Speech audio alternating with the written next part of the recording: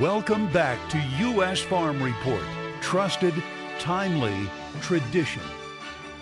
Well, it's a devastating situation right now in dairy, and as the dynamics change, we dig into what's unfolding over the next few months. That's this week's Farm Journal Report. These videos are flooding social media from Georgia to Texas.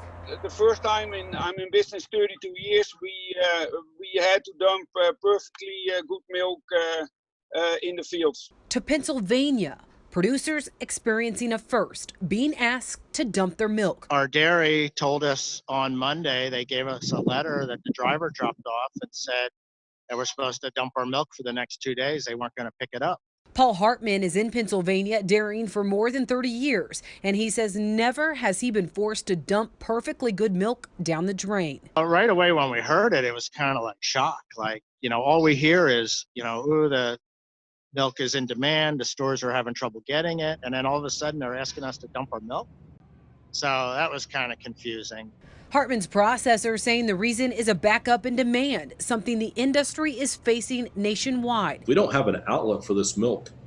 Even if we have plants able to try to process that milk, there's little reason to do it at this point. That's because from restaurants to other food service industries, people are eating out less and consuming fewer pounds of key items like butter and cheese. That's overshadowing the gallons of milk flying off store shelves. The decline in the food service business has not been offset by the increase in the retail side of business. So overnight, we saw a paradigm shift and the business turned upside down. A decline in demand coming at a time when consumers are purchasing more at the store. Will likely post record high fluid milk consumption in the first quarter of 2020. Unfortunately, that's not being offset by restaurant demand. Michael Dykes of the International Dairy Foods Association says with fewer restaurants and food services serving food, their estimates point to 10% of the nation's milk supply is without a home right now. That is staggering. So I think the reason why you're seeing the reports of dump milk is this has happened so quickly, Ton. That the markets can't adjust. Dykes says that's why DFA and other dairy groups are lobbying for dairy to be distributed to those who need it most. We need to work with the U.S. Department of Agriculture to make sure that food in the food banks is there. Our industry has it.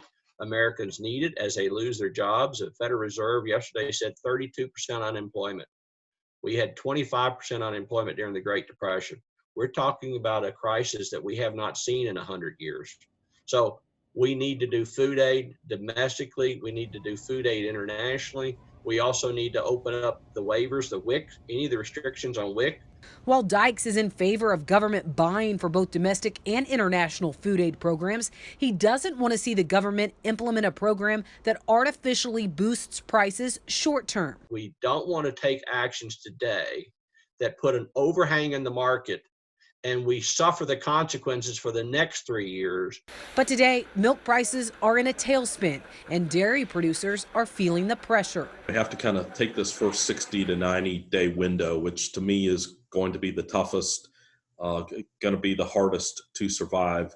We need to think about the programs that can get money in producers' pockets or get help in producers' pockets as quickly as possible. The financial frustration is mounting as Hartman and other producers watch consumers be limited on what they can buy. They're being asked at their grocery store to only take 1 gallon of milk. I'd get after the grocery store and say, hey, why is this, why am I only allowed to get 1 gallon? Dairy farmers are dumping milk.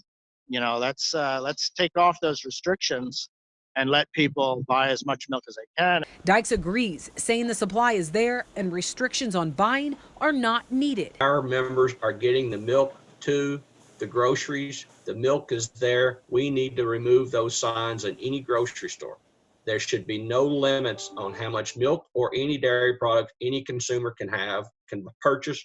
It is available. Dykes says that's as processors and food companies are going the extra mile to ensure dairy isn't missing from refrigerators at any retail location. Our members are going above and beyond to make the product available. If they weren't at 3 shifts a day, many of them have gone to 3 shifts. They've extended the hours.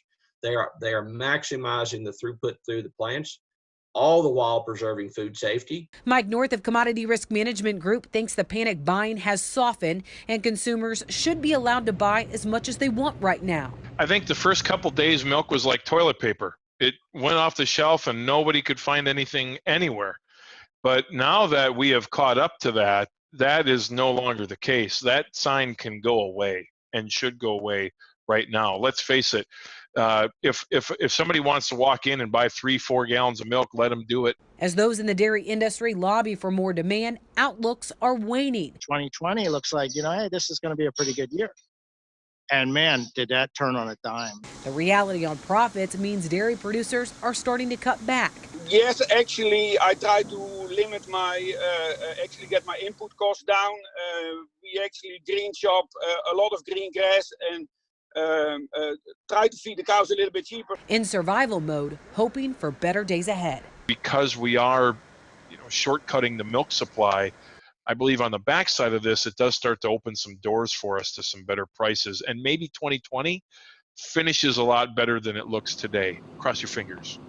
Now, the silver lining in all of this from some of the experts I talked to may be the demand for dairy could come back. They say as more consumers purchase dairy and use it at home, they could be turned back on to the taste and flavor of dairy, which could help longer-term demand.